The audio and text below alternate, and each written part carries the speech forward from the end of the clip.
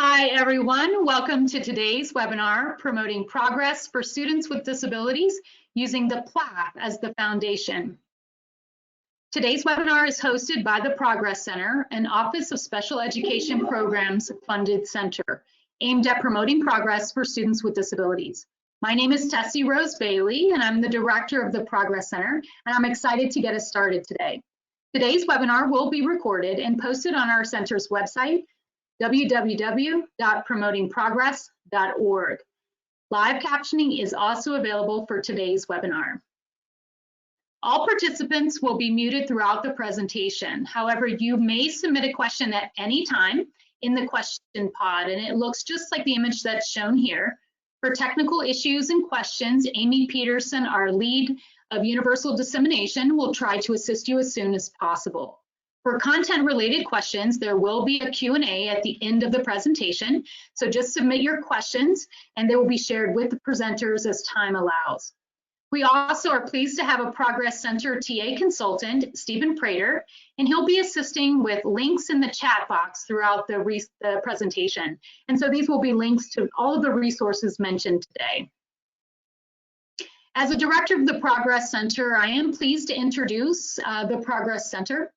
It provides information, resources, tools, and technical assistance services to local educators in developing and implementing high-quality educational programming that enables children with disabilities to make progress and meet challenging goals in grades kindergarten through transition age. To support local educators, we share guidance, tools, and resources based on existing research, state and federal law and policy, and local experiences. As part of our Year 2 work, we are partnering with a select number of local districts and schools to develop the knowledge and skills and infrastructure necessary to promote progress for students with disabilities.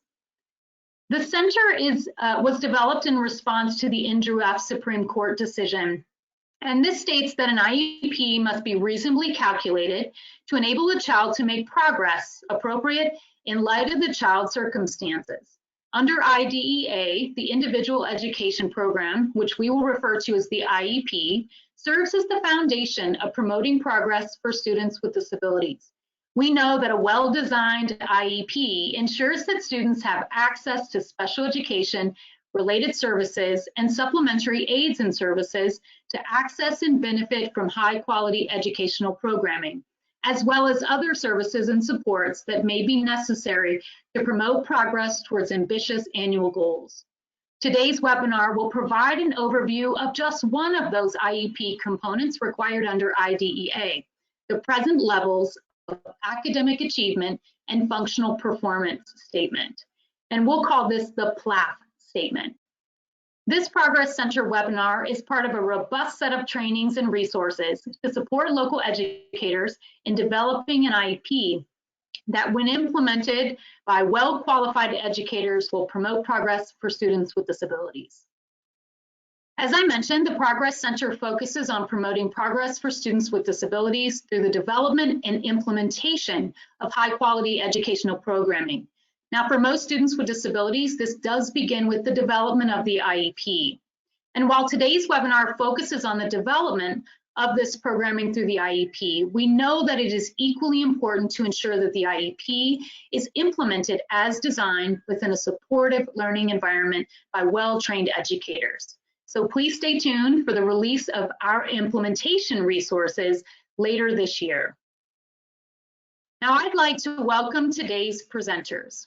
Shaylyn Quinn supports product development and our local partnership sites at the Progress Center.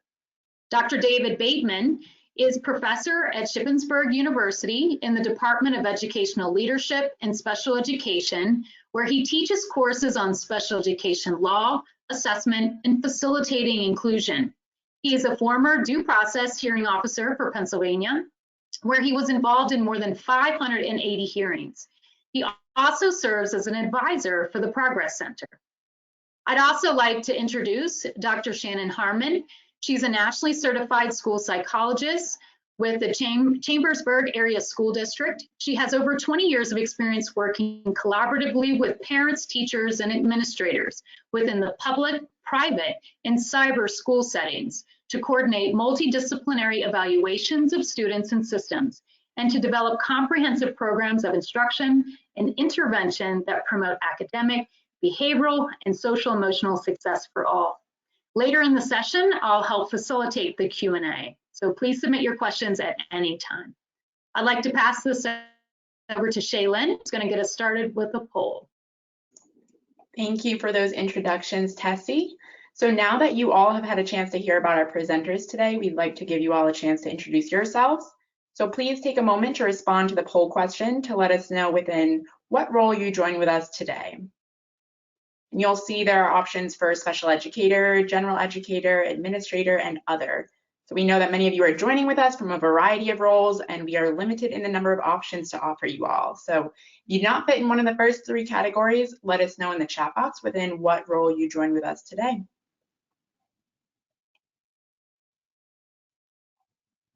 Okay, so I'm seeing so far we have, and if those are shared as well, we do have 34% of you as administrators and 31% special educators. We have a number of other roles as well, some related service providers, a counselor, a parent in the chat box. So we have a great mix and representation from a variety of stakeholders within the IEP, which is exactly what we wanted to see as we jump into today's webinar, because as we know, development of the IEP and of the PLAAFP statement is certainly a team effort. And for, let's see the slides here, for our objectives, our session today, we will be explaining the IDEA definition of a PLAAFP statement and identify those 4 essential elements of a high quality PLAAFP. And we will review several tips for developing PLAAFP statement that promote progress for students with disabilities. I'll jump right into our content here now. IDEA outlines the essential requirements of an IEP, and there are 7 of those. And so one requirement is a statement of the child's present levels of academic achievement and functional performance, as Tessie mentioned. And so many educators shorten this phrase and simply call it the PLAAFP statement. In some states or districts, you also might hear it referenced by those earlier variations, such as present levels of performance, or PLOPs, or present levels of educational performance, or PLAAFP. As I was mentioning, in the 2004 reauthorization of IDEA, the phrase academic achievement and functional performance was added to ensure that the written statement in the IEP addresses all areas of need. And so the IDEA regulations do not specify the complete contents of the statement, but they do clarify that it should include how the child's disability affects the child's involvement and progress in the general education curriculum, and for preschool children, as appropriate, how the disability affects the child's participation in appropriate activities. So we will just be focusing on statements for kindergarten to transition age students in this webinar. And you'll see on the slide, we have an image of the PLAAFP tip sheet. So the Progress Center has developed a series of tip sheets that align with the requirements of an IEP according to IDEA. So you'll see we have one created around the PLAAFPs, and it includes a description of the PLAAFP statement as well as descriptions of the 4 essential elements of a high quality PLAAFP, and several tips for development with that ultimate goal of progress for students with disabilities in mind. So I recommend that you open up the tip sheet using the link in the chat box and follow along as we review some of the content. As a federal law, all states must ensure that their schools and districts meet the minimum requirements set forth under the IDEA. So many states go above and beyond and establish additional requirements for the IEP, so maybe a shorter timeline than is federally required or an additional component of the IEP.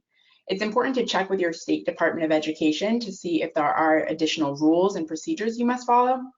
So in the chat box, we'll put a link to an interactive map that allows you to click on your state and access the State Department of Education website, as well as the state special education agency website information. Today, we will focus on the minimum requirements that all states and their districts and schools must adhere to according to all federal IDEA regulations. As we have discussed, the PLAAFP statement must include a summary of performance for both academic achievement and functional performance, and this is regardless of the student's disability or area of need. Although the IDEA regulations do not define academic achievement or functional performance explicitly within regulations, the U.S. Department of Education did provide additional clarification in response to some questions in the Federal Register for each of these domains. So for example, the Department of Education explained that academic achievement generally refers to a child's performance in academic areas. But because academic achievement can vary so much depending on a child's circumstance or situation, a singular concrete definition of academic achievement was not included. However, in the Department of Education's explanation of academic achievement, several examples of academic areas that could be factored into a child's PLAAFP statement were listed. And those include reading, writing, math, science, and history. However, it's important to keep in mind that this is not an exhaustive list by any means, but it's more of a sample of academic areas that are commonly used to measure a child's performance and subsequently used to inform the development of the PLAAFP statement. Regarding the inclusion of the present levels of functional performance in the PLAAFP statement, the Department of Education explained that functional performance generally refers to skills or activities that are not considered academic or related to a child's academic achievement. So that term functional is often used in the context of routine activities of everyday living. What are routine activities of everyday living? Those are things that pertain to dressing, eating, toileting, behavior, social skills, communication skills, mobility, and executive functioning. So the Department of Education, in its response to questions similar to academic achievement, explained that a list of functional skills are not included in IDEA because, as you likely noticed in my long-winded list, the range of functional skills is as varied as the individual needs of children with disabilities. So why is the PLAAFP important? According to the Department of Education, there should be a direct relationship between the present levels of performance and those other components of the IEP. So if the statement describes a problem with the child's reading level and points to a deficiency in reading skills, the problem should be addressed under both goals and specific special education and related services provided to the child.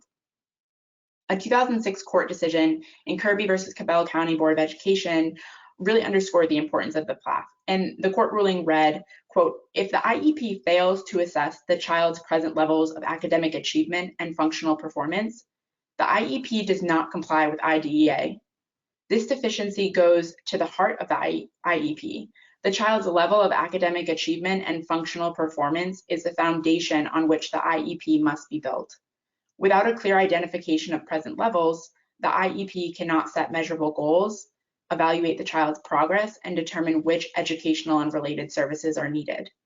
So in other words, the PLAAFP statement is the starting point, and it needs to be comprehensive and detailed enough so that the team can set appropriately ambitious goals in light of the child's circumstances and plan appropriate supports, instruction, and services. Each annual goal should be directly linked to a need described in the PLAAFP statement, and then even further, the PLAAFP statement should provide justification for each support and service that the student will receive as part of their IEP. Progress Center has developed a self-paced online module series that will align with the major IDEA requirements within the categories outlined in this graphic here. So these modules are meant to build teacher capacity to develop an IEP with fidelity. And toward the end of the webinar, we'll be sharing our social media and newsletter sign up that will allow you to stay updated regarding the release of these modules very soon. So as I mentioned earlier, the IDEA regulations do not specify a particular structure or content of the PLAAFP, but the IEP team can begin the process of developing a high-quality PLAAFP statement by focusing on 4 essential elements. So you'll see here student needs, effect on progress in general education, baseline information, and connections and/or services. So on the tip sheet, you'll notice each of those 4 essential elements are listed in the table with its associated icon, as well as a description and some guiding questions. So IEP teams can utilize those questions to facilitate robust discussion during meetings and to inform the development of a high-quality PLAAFP statement. And in addition to these guiding questions, another best practice that teams should consider is collecting and summarizing data for the development of the PLAAFP statement prior to the IEP meeting to, again, help facilitate that robust discussion and to really get the ball rolling as soon as the IEP team is able to meet. So starting with student needs here, this essential element of the PLAAFP focuses on the detailed and accurate description of the student's educational and functional needs. So this requires the inclusion of up-to-date information about the student. So things like recent systematic classroom observations, teacher, family, and student interviews, universal screening or benchmarks, ongoing progress monitoring data, and standardized tests. Those are all valuable sources of data, and we really want to see that variety. So historical information also might be relevant to include in the PLAAFP statement, such as data from the student's most recent evaluation or relevant medical history. The description might also include how a student is socially adapting or interacting with peers and with staff. So during a meeting, an IEP team should discuss how the student responds to the various components of their educational setting or program and services. If the student requires a behavior intervention plan, the team should be discussing and describing how the plan is used in the classroom, as well as during those non-structured periods such as lunch. The IEP team also should explain how the student is or has responded to implementation of the plan in various settings. So were those accommodations, interventions, or strategies successful in the past? If we know something does or does not work for a student, we want to be taking that into consideration when developing the PLAAFP. And although the PLAAFP statement must address all areas of need identified through evaluation, and particularly through identified areas of concern, it also should include areas of strength related to those identified needs. For example, a student may struggle with fluency and comprehension, but the student's comprehension performance significantly improves when an adult reads aloud. So this would give us really useful and actionable information about what supports and services a student might benefit from.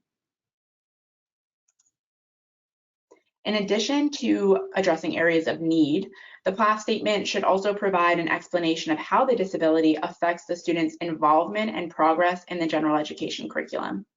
This information is critical to plan services, accommodations, and modifications in the IEP. So rather than simply naming the disability, describe how characteristics of the disability are impacting the student's progress in the general education curriculum. Classroom observations and interviews with teachers, family, and the student, if appropriate, are also really helpful here for conveying the impact of the disability. It can be useful to include comparisons to same age and grade peers to communicate how the child's disability may impact the child's performance in the context of their peers. The IEP team should consider including a description of what supports have been helpful in promoting active engagement in the general education curriculum, so those instructional strategies or accommodations or program modifications. But it's also important to remember here that other team members, particularly parents and families, might not have prior knowledge about a child's past instructional interventions, or some of that knowledge around nitty-gritty IEP-specific terminology or assessment score interpretation. So be intentional with the clarity and the simplicity of the language you use when developing the PLAAFP statement. The third essential element of the PLAAFP statement on the Progress Center tip sheet includes baseline data and identified areas of concern. So although current data are part of describing student needs, baseline data are critical to setting ambitious goals. So these data should be specific, meaning they're clearly stated. They should be objective, meaning they're observable behavior rather than more subjective. So think about the difference between describing a behavior as cursing rather than being disrespectful. They should be measurable, meaning quantifiable by a defined standard, and they should be able to be collected frequently. In addition, data should relate to identified areas of concern and state content standards when possible. And again, accurate baseline data are critical to setting ambitious goals using validated approaches. So in addition to quantitative data, it is important to include qualitative data in the PLAAFP statement to really gain a complete picture of that student. Ultimately, baseline data should inform instruction and the development of goals and services to help parents and other school professionals understand the child's performance and how the IEP will address all areas of need. And lastly, as I mentioned when discussing the importance of the PLAAFP statement provides the foundation on which the rest of the IEP is built. So because the information in the PLAAFP statement is the starting point from which educators can specify appropriate goals, services, supports, and progress monitoring plans, there must be sufficient detail and justification to link the present levels to the listed components of a high-quality educational program. So in other words, the PLAAFP statement should provide justification for what the IEP team proposes as components of the IEP. And with that, I will hand it over to Shannon, and I thank you all for bearing with me and my tech issues, and she will take us through the rest of this section. Great. Thank you so much, Shaylyn. I am so happy to be here with you all today, eager to dive into our topic of evaluating PLAAFP statements and identifying areas for improvement. Shaylyn has already briefly reviewed the requirements regarding the PLAAFP statements as outlined in IDEA. And although the groundwork for these regulations really dates back to 1975 with the signing into law of the Education for All Handicapped Children Act, the language regarding the PLAAFP statement as we know it today has really been around since the reauthorization of IDEA in 2004. So you may be asking yourself, it's 2021. These regulations were written back in 2004. What is the big deal? Why are we still talking about PLAAFP statements? Well, as described so well by Dr. Mitchell-Yell and colleagues in the IRIS Center module on developing high quality IEPs, which I believe we have a link to, which will be posted in the chat. The IEP process, including the PLAAFP statements, is certainly described in legislation, the rules and the laws issued by the U.S. Department of Education, but we know that these laws are often clarified through litigation.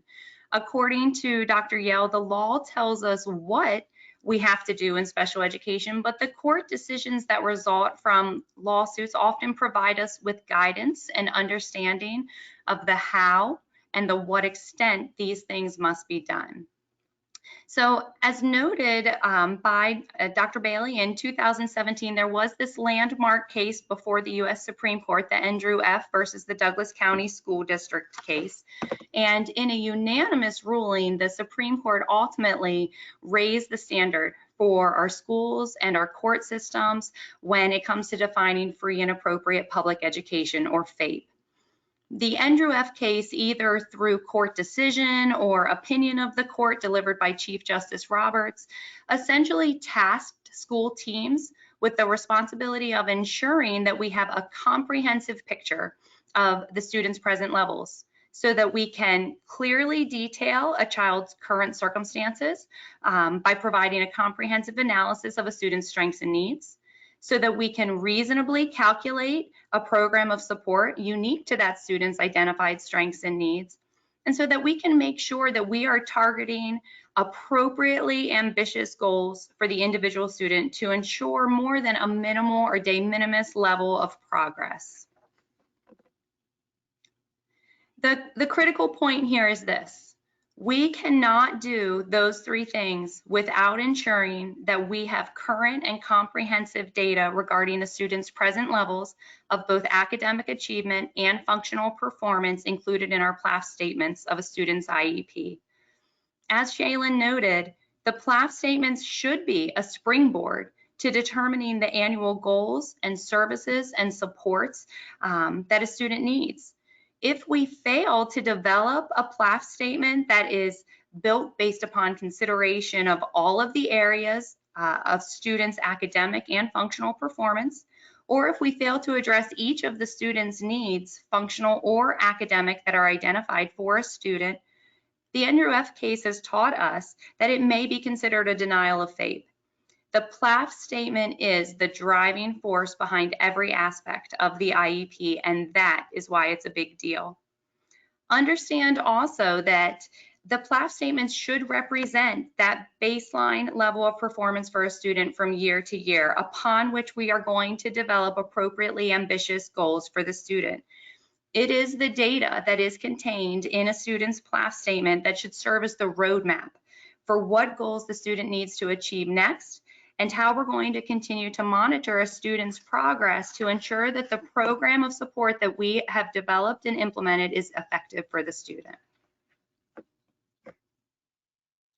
Let's quickly review some basic recommended guidelines for crafting PLAAFP statements, some of which have already been mentioned by Shaylyn. And then later, Dr. Bateman will provide more detailed insight into the major components of the PLAAFP statement as outlined in IDEA. The PLAAFP statements should be current. The information contained in the PLAAFP statement should be the most recent assessments, observations, evaluations, and progress monitoring data that is available to the team. The PLAAFP statements should be relevant, The information must be relevant and comprehensive, related to both academic achievement and functional performance strengths and needs specific to that student. Talking just about a child's category of disability is not necessarily relevant. What is relevant is the individual needs in the particular skill areas as a result of their disability. The PLAAFP statement should also be objective. The PLAAFP is not the place for statements such as the teacher thinks or the team feels. Keeping information in this section data-driven is extremely important. Fourthly, the PLAAFP statement should be measurable. Quantifying your PLAAFP statement, that is making sure that the information presented is measurable, is really the only way that teams can see where we are starting, where we need to go, and determine the mile markers in between that need to be met to make it to the goal. Next, the PLAAFP statement should be understandable. Be clear, be concise, be jargon-free in the language used in PLAAFP statements. If you use acronyms, be sure to define them. If I say PSSA, DWKI, GRA, is that meaningful to everyone? Probably not, unless you work in my district, in my state. If I say a score of 619 was earned on a particular measure, is that information meaningful? Again, probably not in and of itself. This section should not just be a reiteration of scores. These statements should clearly explain what the assessments are, what the student performance levels mean, and what the child can and cannot do. Not just for the parent's sake, but also for any other school who may be receiving your IEP when a child moves into their area. And finally, just a reminder that the data that you include in your PLAAFP statement will serve as the baseline for the development of IEP goals. So providing a detailed picture again of what the child can and cannot do in specific academic and functional performance areas will establish the baseline for monitoring of student progress. Shannon, can I just ask you to repeat what you said for current again for one of our participants? Absolutely. So the information that we include in our PLAAFP statement should be the results of the most recent assessments, the most recent observations or evaluation information, and the most recent progress monitoring data that's available to the team. Thank you. Sure. So let's move on. Review a sample PLAAFP statement for a student named Marcia. As I go through Marcia's statement, I would ask that you continuously ask yourself, is the information in this PLAAFP statement current? Is it relevant, objective, measurable, understandable, and does it provide the baseline information necessary to draft appropriately ambitious goals and a quality program of support for the student? Marcia's IEP is dated 5/7/2020. Her grade is listed as 9th grade. The PLAAFP statement starts out by saying Marcia is currently a 15-year-old 9th grade student attending high school. According to the evaluation report completed by the school psychologist on 8/17/17, Marcia qualifies for special education services under the disability category intellectual disability. How can we enhance Marcia's PLAAFP to ensure that it meets the recommended guidelines? If you're keeping your own score sheet, I'm sure you may already be questioning whether the information presented in this present level statement is going to be current. Although this is certainly just an introductory statement, the only information that is referenced in this section so far is from a 2017 evaluation compiled by the school psychologist. We know that this might simply just be documentation of the date and the type of eligibility determination for this student, but I'm already going to definitely be looking for additional information to come that is going to give us a more current representation of the student's present levels. Also, given the student's identified disability category of intellectual disability, I also know that I'm definitely going to be looking for present level information across not just the academic domain, but also across some functional performance domains to be reported, since the very federal definition of intellectual disability itself does require a student to be showing deficits across functional areas such as cognitive and adaptive functioning. But remember that the disability category or definition itself doesn't define the needs for this individual student. It is the student's individual patterns of performance that are truly going to define their strengths and needs. So what we need to be looking for here and next is the assessment information that speaks to those current patterns of performance. So on my score sheet, if I were noting any areas of concern, I would be putting a check mark next to current.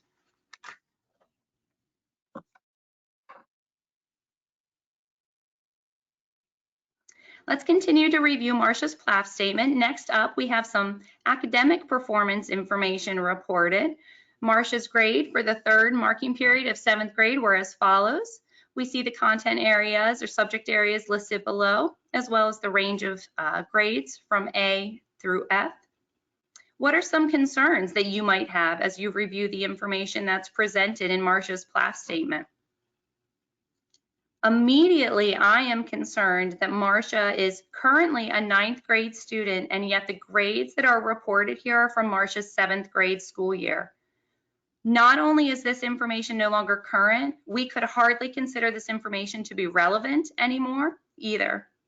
Grades that are 2 years old simply don't speak to the student's specific strengths and needs across the academic areas at the present time, nor are they going to serve as an appropriate baseline upon which to develop ambitious goals for the student for the upcoming school year. Certainly for a student participating in any or all of the general education curriculum, including a review of grades could certainly be appropriate for a PLAAFP statement. However, you would want to make sure that those grades are the most current ones available. It would also be helpful to clearly detail perhaps the grading scale specific to the student's school to give further context and meaning to those grades. Additionally, it would be beneficial to know whether those grades were earned based on modified content within those instructional areas, or with what level of supports, services, accommodation, or modification they were earned. Again, not only would we have concerns about currency and relevancy of this information, but I would also be putting a check mark next to baseline information, as without the data being current and relevant, it would be difficult to consider that appropriate baseline. In the next part of Marcia's PLAAFP statement, we have a review of MAP data. Marcia took the MAP during 6th and 7th grade. 7th grade scores are as follows. And then there's math MAP data from fall, winter, and spring, as well as ELA MAP data from fall, winter, and spring. Again, I think that we can all agree that we would have significant concerns regarding the currency and the relevancy of the scores presented here. Reporting scores from 7th grade for a 9th grader is not sufficient in a present level statement. This data simply would not be an accurate baseline, again, for Marcia to develop goals for a 9th grade IEP moving into 10th grade. An additional concern that I would have is whether this information is even understandable to the reader. What is a MAP test? Was a score of 195 on the math MAP when she actually took it in 7th grade a good score? Well, MAP actually stands for Measures of Academic Progress, and it is a measure of growth in student skills across the reading, math, science, and language areas. But use of acronyms such as MAP in a present level report are simply not universally understood. And reporting out on raw scores on such an assessment without providing any type of context are generally meaningless to the reader. It's important to us that we don't assume that the reader has the same background knowledge that we have. If the goal truly is for our teams to help drive development of appropriate, ambitious IEP goals, we do need to make sure that everyone who comes into contact with the IEP has a clear understanding of the baseline data that's being used to develop a student goals. For a student who's participating in any or all of the general education curriculum, again, including benchmark assessment data may be appropriate for the PLAAFP statement. We just want to assure that we are including the most current benchmark assessment data that is available. that we are presenting this data in a way that it is understandable by describing the data collection tools that we are using, and that we are making sure that the data is meaningful by putting it into context for the reader. Adding in information such as expected range of scores, qualitative descriptors such as average, below average, well below average, or even assigning percentile ranks to scores are all ways that we could make those scores reported here for Marcia more understandable. And remember, when we are ensuring that our data is current and relevant and understandable, we can feel more confident that the information we're presenting is going to help serve as an appropriate baseline for determining ambitious goals for our IEP. Let's move on to review the final section of Marcia's PLAAFP statement. Remember, we're thinking to ourselves, is this information in the concluding section of Marcia's PLAAFP statement current, relevant, objective, measurable, understandable, and does it provide baseline information for the team? Marcia continues to qualify for learning support services. The team continues to believe that Marcia is benefiting from pull-out learning support classrooms for her ELA and math classes. Teachers report that she's doing well, participating in the general education curriculum for science, social studies, related arts, and lunch. So before we talk about the concerns regarding the information contained on this slide, let's talk a little bit about what information is actually missing from her PLAAFP statement that should have been included prior to introducing a concluding statement. On the previous slides, we did review her grades and benchmark assessment data. If that data would have been current, we certainly could consider that data to be relevant, objective, measurable data. But think to yourself, what other relevant, objective, and measurable data should have been presented here that was not before moving on to a concluding statement? Remember, this is a student who was first identified as eligible for special education services in 2017, as noted in the introductory statement. It is now the year 2020. We can assume that this student has been receiving support services for several years. As such, we should have IEP goal progress monitoring data available to us, and yet that was not reported in this section.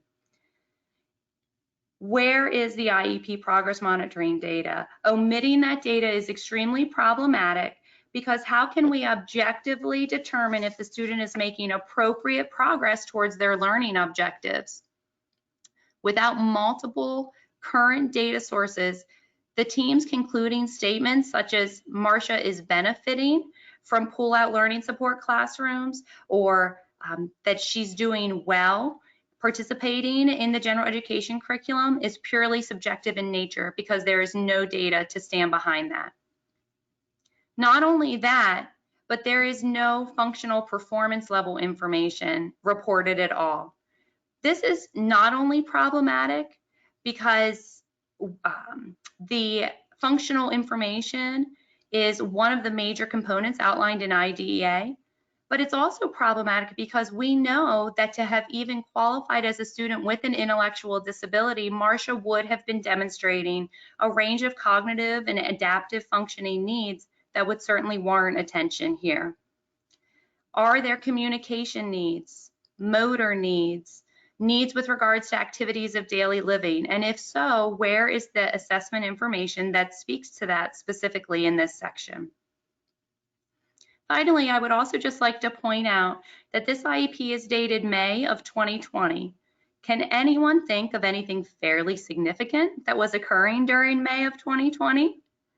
Sure, COVID. Schools across the nation were transitioning to remote learning. That change in instructional model, along with the impact on Marcia's functioning as a result of that change, would probably be pretty important information that should have been reflected in this section as well. Her ability to access the curriculum and her overall present levels of performance may have significantly changed as a remote learner versus a face-to-face learner, and the team needs to consider that information for Marcia as part of her PLAAFP statement. As we have reviewed these recommended guidelines for creating PLAAFP statements, and as Dr. Bateman picks up from here and continues to provide additional insight into the major components of the PLAAFP statement, I would challenge you all, the next time that you are crafting a present level statement in a student's IEP, apply the same type of checklist and line of questioning to your own work. Is the PLAAFP statement that you are working on current, relevant, objective, measurable, understandable, and does it provide a quality baseline information upon which to identify a student's strengths and needs, and to identify appropriate goals and supports for the student? If you can answer yes to those items, then you are well on your way to creating an appropriate, high-quality PLAAFP statement, which will be of ultimate benefit to the student in the long run. I thank you all for your time and attention. Dr. Bateman, I will turn it over to you. Thank you, and I appreciate the great introduction that you and Shaylyn have provided. So before I go on, I just want to let you know that there's a wealth of information that's included as a part of this presentation that we may not get to, but there's also some great resources that are added as a part of this. Please avail yourself of all the resources and pay close attention to the guidance that both Shaylyn and Dr. Harmon have recently just provided, because what it does is it lays the foundation for effective PLAAFP statements. And why are we focusing on this? Well, let's talk about is without a good PLAAFP statement, you can't write appropriate present level, can't develop an appropriate IEP for a child. The PLAAFP statement dictates everything. And so we want to focus on that. So as a part of this, I'm going to hit this pretty quickly, but there are four major components of PLAAFPs. The first part is all of your PLAAFPs need to be data-based. There needs to be student-specific information relating to current academic achievement and functional performance. Both Shaylyn and Dr. Harmon emphasized that very nicely. It needs to be current information.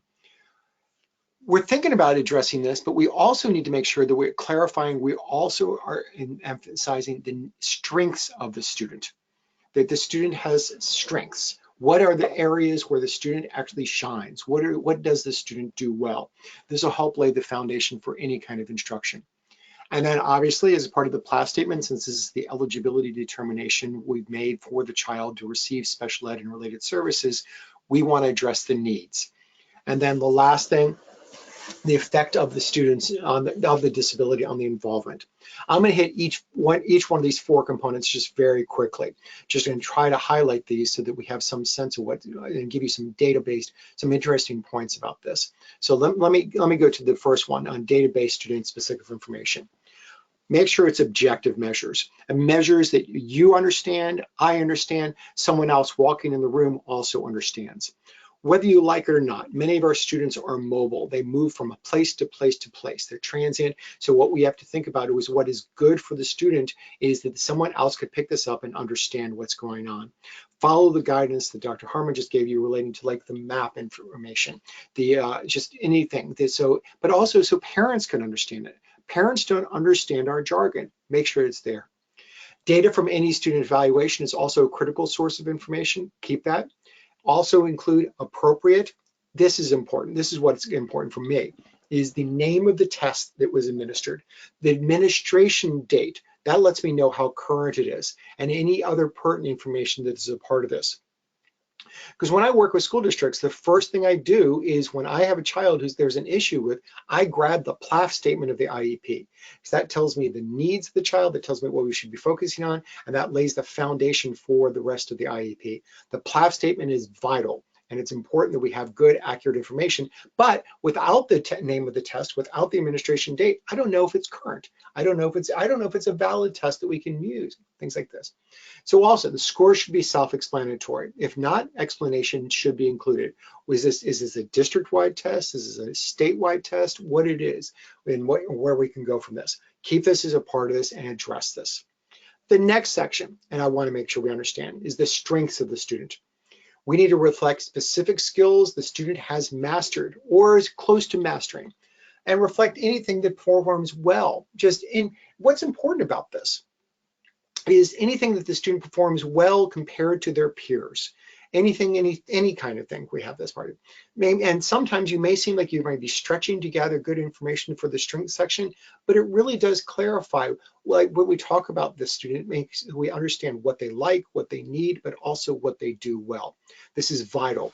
Keep this in part of where we talk about this. Now, sometimes it might be just something such as nebulous as the student attends school well regularly, or the student is always there participating.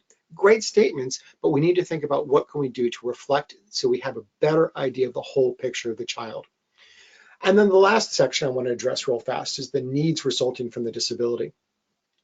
These are any of the important skills and behaviors that are critical for the student to learn, and what we need to think about as they want them to make progress in the general education curriculum. This is in part what we're doing in special education. This is the specially designed instruction. We identify their specific needs, and then we plan programs that can help address that so we can get the student to as close to their general education peers as possible.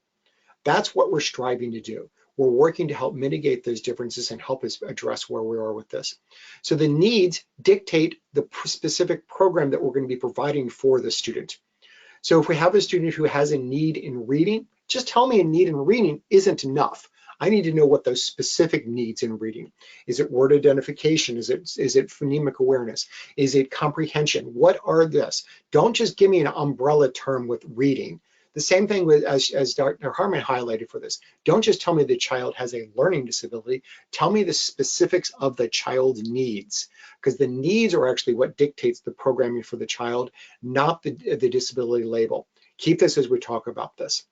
Now, similar to how she highlighted very specifically, there are some PLAAFP test questions that you need to pay attention to. And these PLAAFP test questions, and everyone will have access to this, so I'm going to go through it rather quickly, but I want to make sure that you understand that you should be able to answer these questions, and this will help guide effective PLAAFP statements. Okay? First, similar to what we just highlighted, does the PLAAFP provide a descriptive snapshot of the student, including both strengths and areas of need? That should be clear for you. Second, is the parent-guardian input present and clearly considered? We'll talk more about that potentially later, but we make sure we pay very close attention where this is. Third, do statements about the student have data to support them? Don't just tell me the student misses school. Tell me how many times the student misses school. Don't tell me the student goes to the nurse frequently. Tell me how many times the student goes to the nurse. I don't want to violate HIPAA or FERPA kinds of things on that. Don't tell me what necessarily the student goes to the nurse for. Tell me how many times this actually happens. Tell me how many times the student is tardy. Just give me accurate data so we have understanding where we are with this. Are these data sources understandable to the parents, the guardians, the student, another teacher? Make sure it's clear, understandable. And building on this, 4A, does the data provide information about skills that are strengths or weaknesses of the students? Building on this, does the PLAAFP make it clear what content are instructional priority for the students? So we have some sense of where we are with this. And 4C, are the content skills listed specific enough that you can identify areas for standard reference instruction based on the PLAAFP? Are we going to be able to identify how this ties to the specific state standards? Because many of your states are working towards addressing specific state standards as a part of the goals. Where does this kid relate to this, and how are we going to address this? 5, are the PLAAFP summary statements present for each skill area that connect the data to priorities for instruction and general curriculum access included? How are we going to access the general education curriculum as a part of this? 6, could you write observable and measurable individualized goals based on the PLAAFP? If it's not measurable, it doesn't count. And I don't mean that as a pun, but we need to make sure that we can count these and build on where we are with this. And last, if you remove the student's name, could someone who knows the student identify the student based on reading this PLAAFP statement? This is vital kinds of things. This is vital to help us understand what's going on. But just to reiterate, we need to write PLAAFP statements that will be help and beneficial to the student and to the teachers and staff who are working with the student. As I alluded before, many of these kids are transient. And what we need to make sure as a part of this, that we're piggybacking on a program and writing a program that can be taken with them that will be beneficial to them. Other teachers will be able to grab it and run with it. And so they understand precisely what's going on, and they can then be able to clarify why we're addressing these specific goals, as opposed to this kid has a need, as a learning disability. Tell me what the specifics are. Don't just tell me the label, tell me the needs as a part of this. So what I'm going to do now is we have reserved some time as a part of this for questions, okay? So I'm going to turn this over to Tessie, and so she can lead us through questions as a part of this. Okay. Yes, we have received lots of questions. I'm going to ask Dr. Harmon to also come on as well. We did get a question just now. I want to make sure we put out, because I think it aligns with what you said, Dr. Bateman, is if a need is identified in the PLAAFP, do we have to have a goal to address it? Could we have a single goal that addresses multiple needs, or do we need a specific goal for every individual need? That's a two-part question. I'll take the first part. The first part is for each need that can be addressed in different ways. It doesn't necessarily have to be addressed through a goal. It could be addressed through accommodations, modifications sections, the IEPs. Different states have different ways that they address this, or for older kids, it could be potentially addressed through a transition statement, something that we're providing as part of relating to transition as a part of this. Second part of your great question, because this is something we need to clarify for everyone, that a goal may address multiple needs. So there doesn't have to be a one-to-one correspondence, but for every need, there needs to be something in the IEP that addresses that. The same way for anything that for any kind of accommodations, modifications, what we're doing, there needs to be some need to address that. So that it's a two-way street on this. We're not going to put goals in a child's IEP unless there's a specific need for which it needs to be addressed.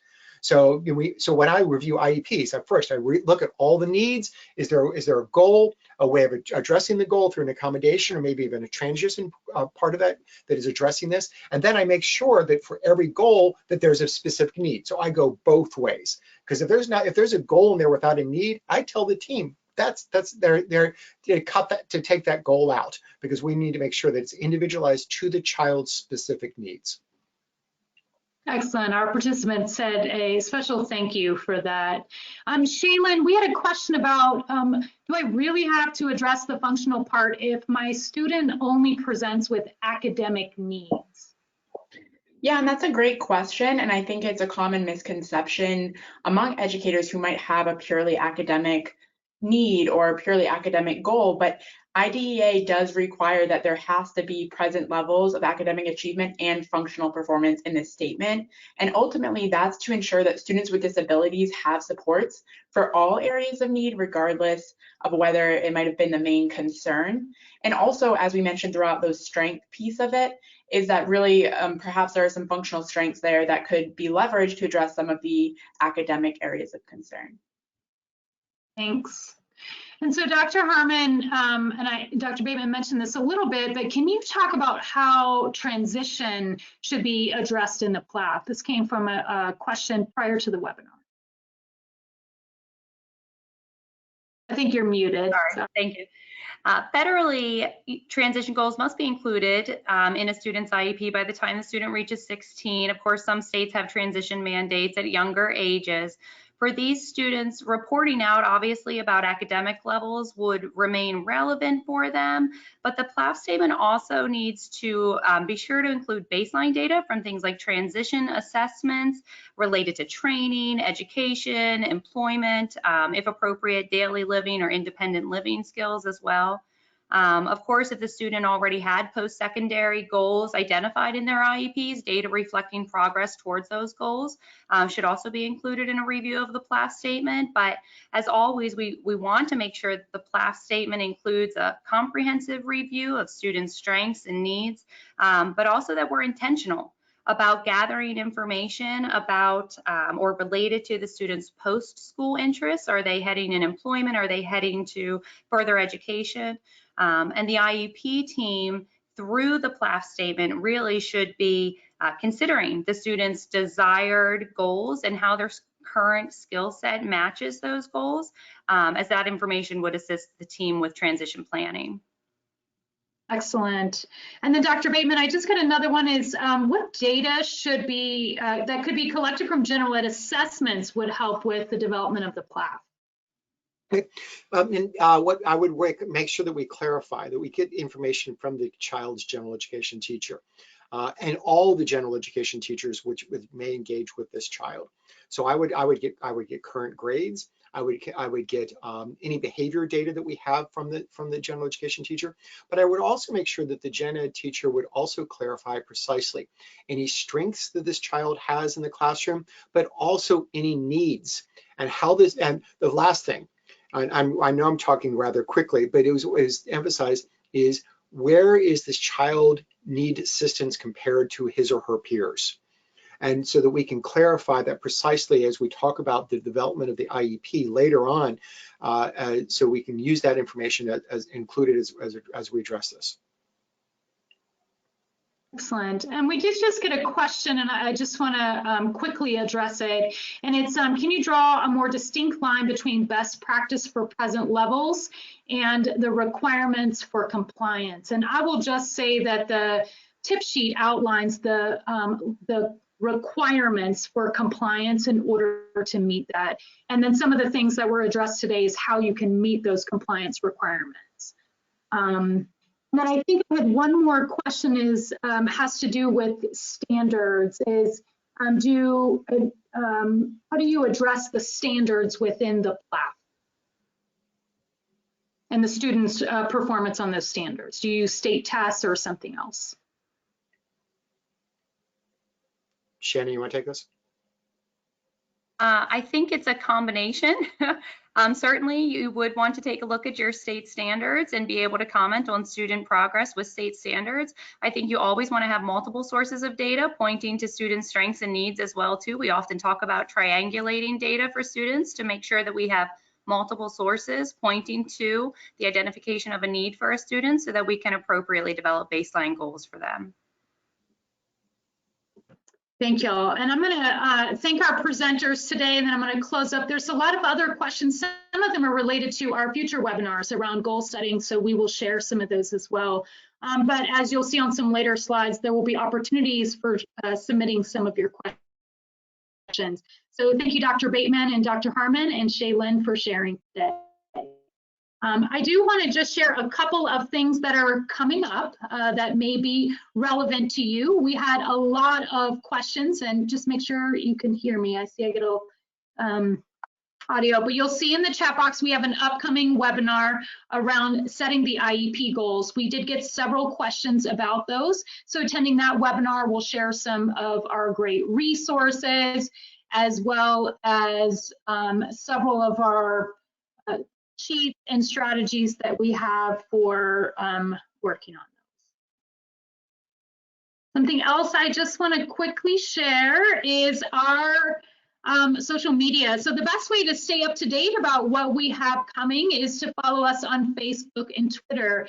As Shaylyn mentioned, we do have a series of online self-paced modules that will help you walk through each of the components. So today you got a little bit of a snapshot of what the PLAAFPs module might look like, but you'll also get some additional information and probably some of the other questions that you have answered in that module.